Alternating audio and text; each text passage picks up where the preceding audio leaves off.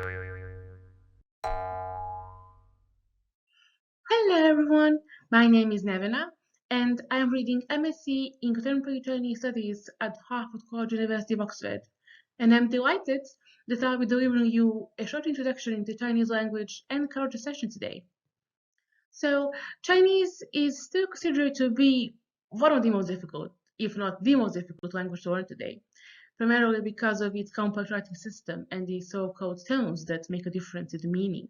So my aim is to, first of all, debunk all of these stereotypes and explain to you what Chinese language actually is, as well as to show the logic behind these wonderful characters, which visually show us how the Chinese civilization perceived the world around them, and how deeply Chinese culture is rooted into the language itself. Secondly, this is also a key aspect that helps you to memorize Chinese characters, and you will eventually realize there is no such thing as impossibility to master a language, but rather a pattern or a logic that which will also enable you to gain insight into the world of Chinese culture. And finally, you will have the opportunity to practice the Chinese tones, and you will read a very short and simple conversation Chinese with me. So first of all, as you can see on the map, so Chinese language has numerous language varieties, classified in several major groups, such as the well-known Mandarin or Cantonese Chinese that's spoken in Hong Kong.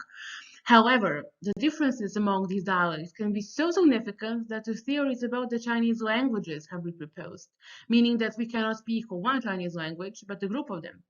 And this is why I always emphasize that they speak Mandarin Chinese, because Cantonese, for example, has even more tones than Mandarin, and spoken language is simply not the same. So the Mandarin speakers cannot really understand Cantonese. It's like speaking French to anyone that's from Italy. However, what does connect all of these varieties is the Chinese writing system that's compiled of these notorious Chinese characters that petrify the beginners. So we will now become Indiana Jones and try to decode the message behind some of these characters. So let's have a look at the first one. Its basic meaning is a woman or a female. But why does this take this shape and not the other one? So I will show you this. So this is a pictogram of a woman. So the pictogram is basically an image or a symbol that physically resembles the idea they signify. And they were used as the earliest form of writing, for example, in Egypt and in China. So in this case, the character is a pictogram that represents an idea. So what is the idea in this case? Well, it's a woman that's kneeling while her hands are in the sleeves. And why is that, you may wonder? Well, this is where knowledge of Chinese history and culture comes in, because in ancient China, thousands of years ago, women were expected to stay at home, do housework, and patiently wait for their husbands to come back from the field. So the Chinese character for the woman is a typical example of a traditional Chinese woman, and it shows how the Chinese people perceived them. And speaking of the husbands they had to obey, the character for a male looks like this. So as you can see, it looks like this. Of course, you may wonder why is that. Well, as you can see, the upper part is also a pictogram, but of a field. And the lower parts means strength or power, which is what the man needed for work in the field. And this is actually a representation of traditional man in ancient China. And as we have just entered the lunar year of ox, I'm showing you, of course, the pictogram of an ox. So the pictogram itself shows the head of the ox. It has the left curve that stands for a horn. The vertical line represents its face, and the lower horizontal line stroke represents its ears. And now I will ask you to take a moment to look at this pictogram and think about what it actually might represent based on the shape.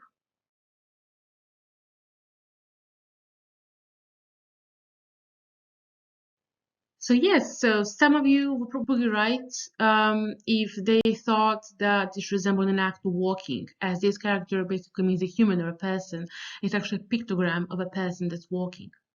But if we add another horizontal stroke line here, we'll get another pictogram of a man standing with his arms stretched and legs open to convey the meaning of big or huge or great, large. And then if we add another horizontal line stroke at the top, we will get to know one of the most important concepts in Chinese philosophy religion, which is sky or heaven. The horizontal top stroke points out the idea of a top, of course, and the skies, which is a very large space that's above man. So this shows that by no means are the characters arbitrary creations, but pictorial representations of the world through the eyes of the Chinese people. So it will be much more easier for beginner to learn the character if they can try to understand it rather than memorize it, which is why the study of the culture and the language are mutually connected. And of course, that makes the study of China much more interesting. Now we come to the interesting part. So, besides characters, another distinctive feature of the Mandarin Chinese language, which we'll focus on, is that it's a tonal language, and it uses different tones to make a difference between the meanings of the words. So, it's quite difficult for a beginner to read the Chinese characters and remember how they're pronounced at the same time, and that's why pinyin was created. So as you can see here, pinyin, it's actually a romanization system for Mandarin Chinese, which is a standardized form of the Chinese language used in People's Republic of China. So pinyin, I will show here, as you can see, it holds a syllable, for example, ma, and of course it includes a tone mark that's always above the vowel. So there are four tones plus one neutral tone in Mandarin Chinese. So sometimes you may hear there are actually five tones. And here is the example of a tone chart, which we will analyze and use for practice. So first of all, there are five Chinese characters which are pronounced using the same syllable ma, as you can see the pinyin version. So which of these five completely different characters and meanings you will refer to entirely depends on how you pronounce it. And this is why mastering tones is extremely important, because I'm sure that you don't want to call your mom a horse. And I mean, as much as it seems easy to kind of cause a misunderstanding, practice makes perfect, and you will find tiny stones easy with time. So the first tone is high, slightly monotone, and it lasts a little bit longer than the other three tones. So also make sure that the listener actually knows the tone is flat. And it's represented by a horizontal line, as you can see here. And when pronouncing the first tone, ma means mom, mother. And I will move my mouse as I pronounce the tone. So it sounds like this. Ma, ma. The second tone rises gradually, just as when asking questions. So it's presented by a rising diagonal line, and when pronounced in the second tone, ma means fiber, and it sounds like this. Ma, ma. The third tone, it falls and rises again. And you can kind of sense the dipping that's quite distinctive when pronounced correctly. So it's more important for the tone to be as low as possible rather than to kind of rise it. And it's represented by a curved dipping tone. And when pronouncing the third tone, ma means a horse. And it sounds like this. Ma, ha, ma, ha.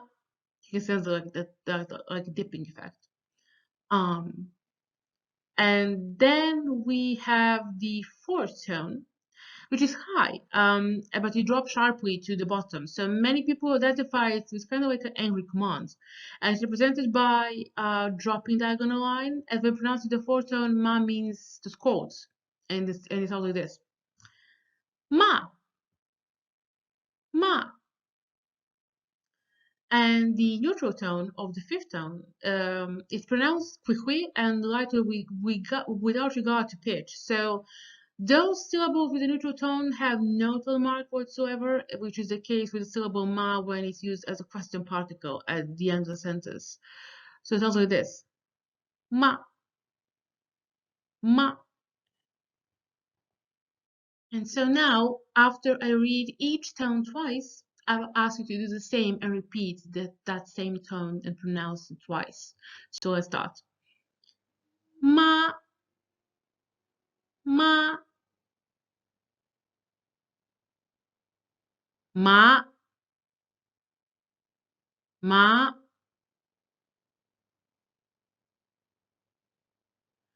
ma, ha, ma, ha, ma, ma, ma, ma. So congrats! Now you're completely ready to move on and try to kind of converse in Chinese. So we have a student called John here, and he kind of introduced himself to us in three sentences in Chinese. Please try to kind of refer to the pinyin because you're beginners, of course, and you need time to get used to the Chinese characters. So I will analyze each of these three sentences. So the first sentence is basically the most common way to say hi in Chinese, and it's pronounced 你好, and it's made of two characters. The first one means you, and it's pronounced in the third tone. So it's 你.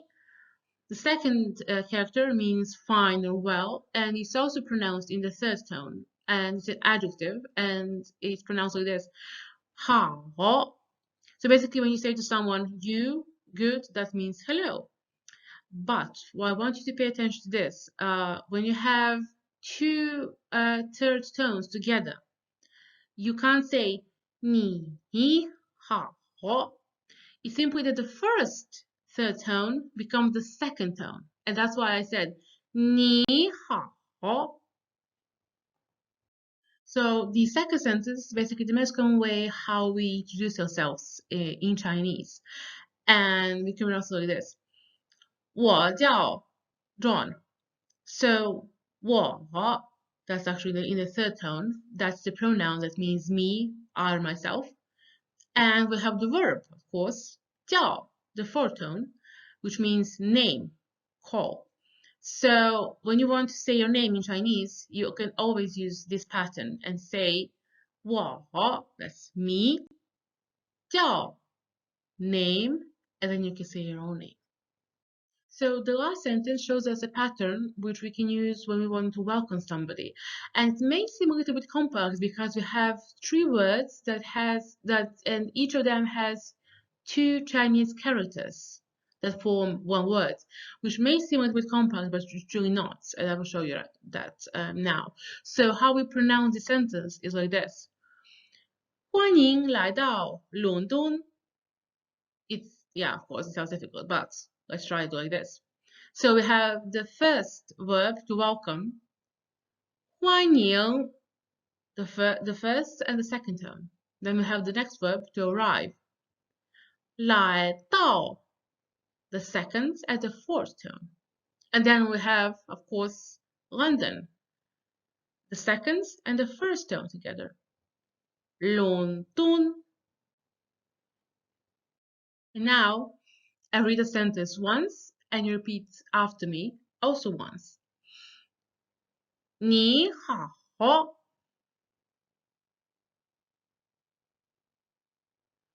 我叫 John。